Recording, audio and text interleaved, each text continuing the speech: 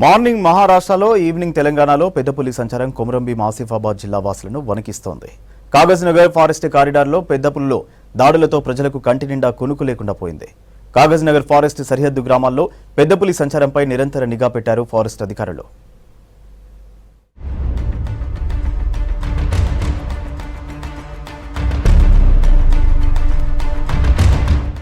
మహారాష్ట్ర నుంచి ఉమ్మడి ఆదిలాబాద్ జిల్లా సరిహద్దుల్లో పెద్ద పులి సంచారం భయాందోళన కలిగిస్తోంది.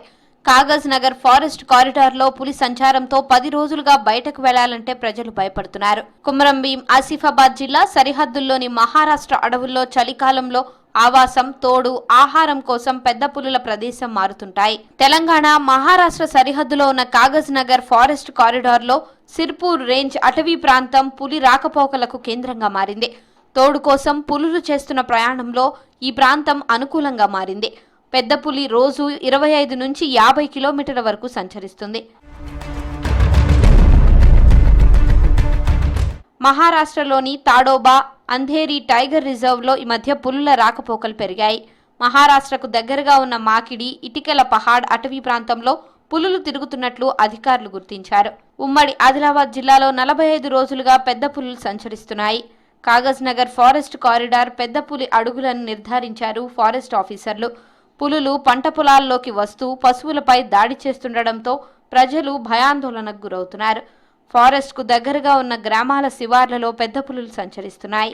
ఆ పులిలో ఉన్నటువంటి జాగ్రత్తలు చెప్పాలి. తర్వాత మొన్న జరిగినటువంటి ఇన్సిడెంట్స్లో అతనికి నష్టపరిహారం కూడా ఇప్పటి వరకు ఇంకా ఇవ్వలేదు. ఆ పులి ఉంది అంటున్నారు కానీ ఎలాంటి అడుగుజాడలు చూస్తున్నారు కానీ పులి ఈ ఏరియాలో ఉందని ఖచ్చితంగా ఫారెస్ట్ వాళ్ళు చెప్పలేకపోతున్నారు. మళ్ళీ తెలంగాణ నుంచి మహారాష్ట్రకు పోతుంది.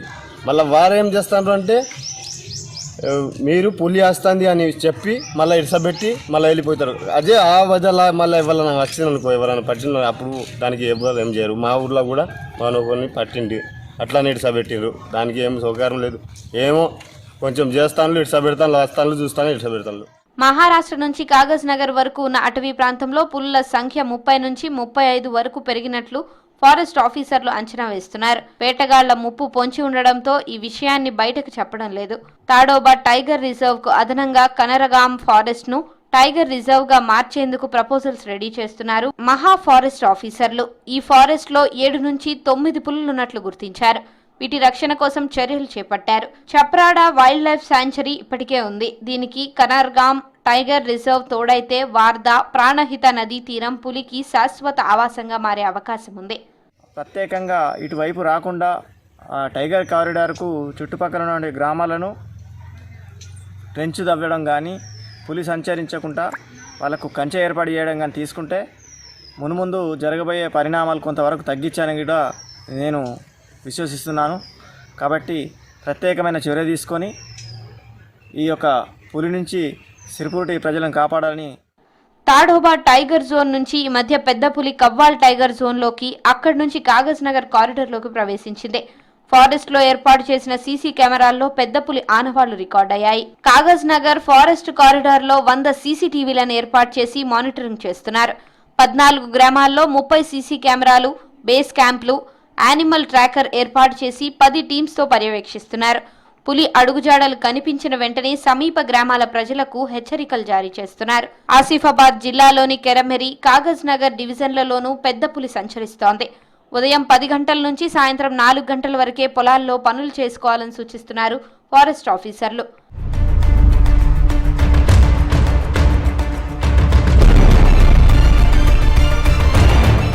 మహారాష్ట్ర సరిహద్దుల్లో పులి సంచారంపై నిఘా పెట్టామన్నారు ఫారెస్ట్ ఆఫీసర్లు. పులుల జాడ కోసం రెస్క్యూ ఆపరేషన్ చేస్తున్నామన్నారు. ఫారెస్ట్ సమీప గ్రామాల్లోని ప్రజలు జాగ్రత్తలు పాటించాలంటున్నారు ఫారెస్ట్ ఆఫీసర్లు. ఫీమేల్ కూడా మహారాష్ట్ర వైపు మూమెంట్ చేస్తారు. సో మూమెంట్ ఎట్లాగా వస్తుంది మనం వెంటనే మీకు ఇన్ఫర్మేషన్ ఇస్తాము. అండ్ ఇప్పుడు మనం రెగ్యులర్గా మహారాష్ట్ర వాళ్ళ సైడ్ నుంచి కూడా రెగ్యులర్గా ఇన్ఫర్మేషన్ తీసుకుంటాం, వాళ్ళకి ఇన్ఫర్మేషన్ ఇస్తున్నాము. సో వాళ్ళు కూడా మానిటరింగ్ చేస్తారు. మన 2 టీమ్స్ కోఆర్డినేషన్ మీద మనం పని చేస్తాము. పెద్ద పులులు దాడుల నుంచి తమకు రక్షణ కల్పించాలంటున్నారు అటవీ సమీప గ్రామాల ప్రజలు.